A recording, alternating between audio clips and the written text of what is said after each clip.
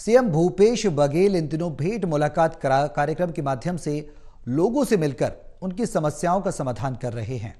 इसी दौरान सीएम से दृष्टिबाधित छात्रा ने कहा कि मैं पढ़ना चाहती हूं, मेरे पास पैसे नहीं हैं। उसने कहा कि मेरे पिता की आर्थिक स्थिति भी ठीक नहीं है। इतना सुनते ही मुख्यमंत्री भावुक हो उठे।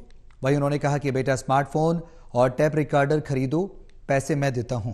मुख्यमंत्री ने दृष्टिहीन भाई बहन का आवेदन लिया और 1.5 लाख रुपए स्वीकृत करते हुए आवेदन पर दस्तखत कर दिए। मुख्यमंत्री ने कहा कल आपके घर राशन भी पहुंचा दिया जाएगा।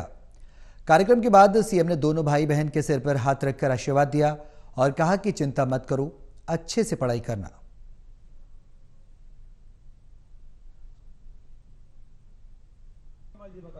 मेरे को लाइन पंप का कनेक्शन मिल गया है जी। 13,70,000 का मेरे को अनुदान मिला है। 13,70,000 का जी जी, बहुत बधाई। बहुत मैं गन्ना लगाया हूँ, जोंदरा लगाया हूँ। कम से कम मेरे को एक फसल में 16-17 लाख रुपया होता है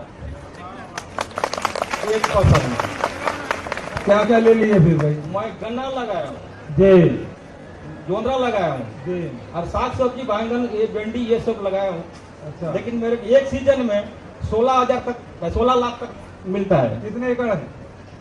ऐसे 35 एकड़ तक जमीन है। 35 एकड़ में सभी हाँ। करते हैं, डबल फसल है। जी जी तो कितना का पंप लगा है? जी जी। पंप कितना है? पंप इलेक्ट्रिक पंप बिजली वाला 7 है। 7 पंप 7 पंप है। कमल जी बताएं। हमारे सहयोगी नीरज तिवारी ज्यादा जानकारी के लिए हमारे साथ फोनलाइन पर जुड़ चुके हैं। सीधे उनको रुख करेंगे। नीरज, छत्तीसगढ़ के मुख्यमंत्री भूपेश बघेल इन दिनों भेंट मुलाकात कर रहे हैं। कार्यक्रम के माध्यम से लोगों से मिलकर उनकी समस्याओं का समाधान भी कर रहे हैं। इस दौरान सीएम ने दृष्टिबाधित छात्रा से भी मुलाकात की, उसके तकलीफ को जाना और उसे आर्थिक मदद का भरोसा भी दिया।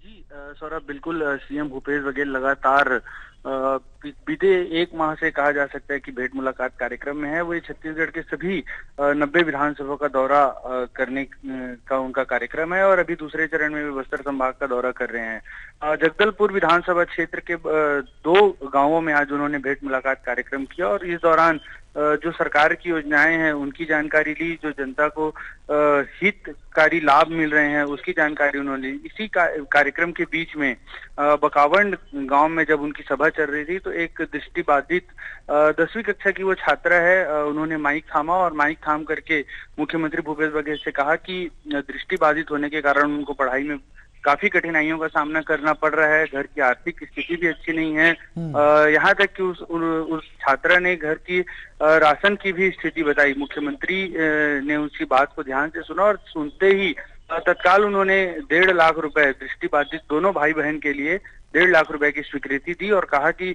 टैबलेट और मोबाइल फोन तत्काल इसकी खरीदी की जाए और बच्चों को कहा कि मन लगाकर पढ़ें और उनको किसी भी चीज की कमी वे नहीं होने देंगे। राशन के लिए उन्होंने अधिकारियों को निर्देशित किया और कहा कि घर पहुंचाकर राशन उन तक पहुंचाई जाए।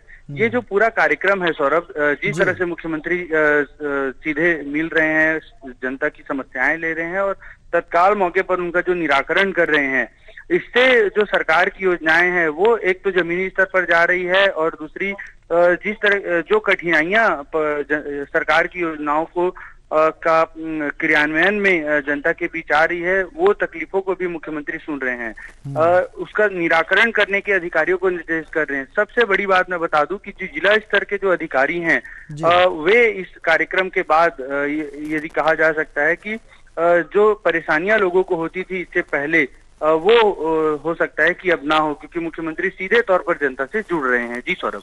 नीरज जी, एक बेहद अहम सवाल यहाँ पर यह हो जाता है कि मुख्यमंत्री लगातार मुलाकात कर रहे हैं और गरीब तबके के लोगों की समस्या का समाधान भी कर रहे हैं। अभी सीएम के दौरे कितने वापस आगे रह गए हैं अगर आगे की बात की जाए तो, और इससे पहले के दौरों में मुख्यमंत्री ने कितनी वित्तीय सहायता लोगों तक पहुंचाई है? क्या इसके लिए कोई रोड मैप तैयार किया गया है मुख्यमंत्री की तरफ से? सौरभ, बिल्कुल मैं बता दूं आपको कि जिस तरह से मुख्यमंत्री का दौरा चल रहा है, पहले चरण में मुख्यमंत्री ने सरगुजा अंचल का दौरा किया था। सरगुजा के 16 विधानसभा क्षेत्र का उन्होंने दौरा किया और दौरा कर जनता से सीधे मुलाकात की थी। जो समस्याएं थी उनका निराकरण मौके पर ही किया था। सरगुजा का जब दौरा था मुख्यमंत्री का, तो वहां पर जो सबसे ज्यादा शिकायतें मुख्यमंत्री तक आ रही थी वो थी भ्रष्टाचार की। छोटे से छोटा अधिकारी हो या बड़ा अधिकारी हो, सभी तरह के अधिकारी जो है वो भ्रष्टाचार की सीधे मांग जनता से करते थे। इसकी शिकायत उन तक पहुंची थी और मौके पर ही जैसे ही उन तक शिकायत पहुंची, उन्होंने संबंधित अधिकारियों को तत्काल निलंबित किया था और उनके स्थान पर नए अधिकारियों की पोस्टिंग की थी। और जो जिला स्तर के अधिकारी थे, उनके अलावा जो संभाग के कमिश्नर थे, उनको उन्होंने साफ चेतावनी दी थी कि इस तरह की जो शिकायतें हैं वो भविष्य में न दोहराई जाए। जनता से भ्रष्टाचार की बातें तो निकलकर सामने ही नहीं आनी चाहिए।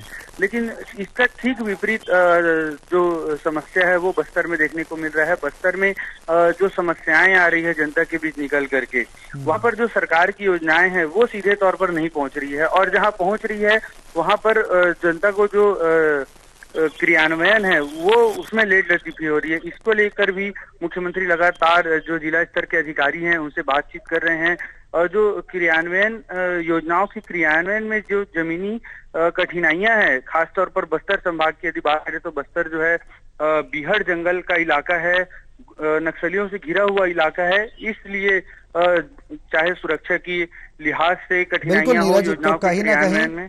सीएम की तरफ से लगातार ये कोशिश की जा रही है कि आम जनता तक उनकी समस्याएं जो हैं जनता की उनके बीच पहुंचा जाए और समस्याओं का समाधान किया जाए। फिलहाल बहुत बहुत शुक्रिया तमाम जानकारी साझा करने के लिए।